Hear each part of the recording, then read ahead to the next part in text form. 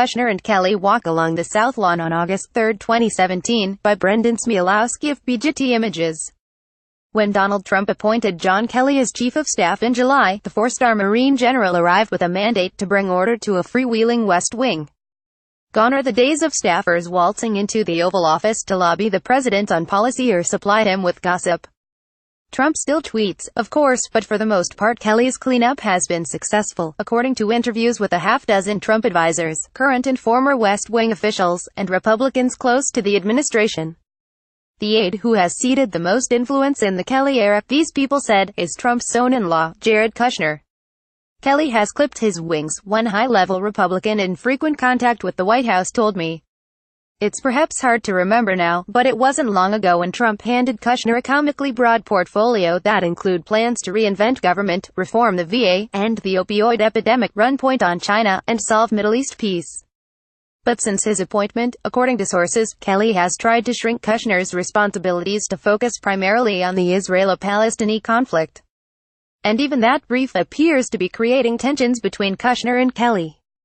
According to two people close to the White House, Kelly was said to be displeased with the result of Kushner's trip to Saudi Arabia last month because it took place just days before 32-year-old Saudi Crown Prince Mohammed bin Salman arrested 11 Saudi royals, including billionaire Prince Al-Walid bin Talal. The Washington Post reported that Kushner and MBS, as the prince is known, stayed up till nearly 4 a.m. planning strategy, which left Kelly to deal with the impression that the administration had advanced knowledge of the purge and even helped orchestrate it, sources told me. Asked about this, Sarah Huckabee Sanders responded, in part, Chief Kelly and Jared had a good laugh about this inquiry is nothing and it is true. Where this all leaves Kushner in Trump's ever-changing orbit is a topic that's being discussed by Republicans close to the White House. During Kelly's review of West Wing operations over the summer, the Chief of Staff sought to downsize Kushner's portfolio, two sources said. In the early days of the administration, sometimes with the help of a small cadre of Ivy League whiz kids who staff his Office of American Innovation, Kushner dreamed up scores of business councils that would advise the White House. The councils are gone, one West Wing official told me.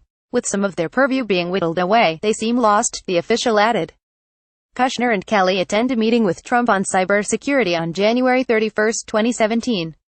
As Kushner's Russia troubles mount, last Friday the Senate disclosed that he had not turned over emails about WikiLeaks, a claim his attorney, Abby Lowell, denied. Insiders are again speculating, as my colleague Emily Jane Fox reported last month, about how long Kushner and Ivanka Trump will remain in Washington. Despite Kushner's efforts to project confidence about Robert Mueller's probe, he expressed worry after the indictments of Paul Manafort and Rick Gates about how far the investigation could go. Do you think they'll get the president? Kushner asked a friend, according to a person briefed on the conversation. According to two Republicans who have spoken with Trump, the president has also been frustrated with Kushner's political advice, including his encouragement to back losing Alabama GOP candidate Luther Strange and to fire FBI Director James Comey, which Kushner denies. For what it's worth, Kushner's choice of Strange prevented Trump from the embarrassment of inadvertently supporting Roy Moore. Trump, according to three people who've spoken to him, has advocated for Jared and Ivanka to return to New York in part because they are being damaged by negative press.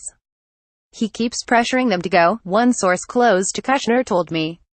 But as bad as the Russia investigation may be, it's not clear a New York homecoming would be much better for Kushner, given that his family's debt-ridden office tower at 666 Fifth Avenue could be headed for bankruptcy. This article has been updated to include a comment from the White House.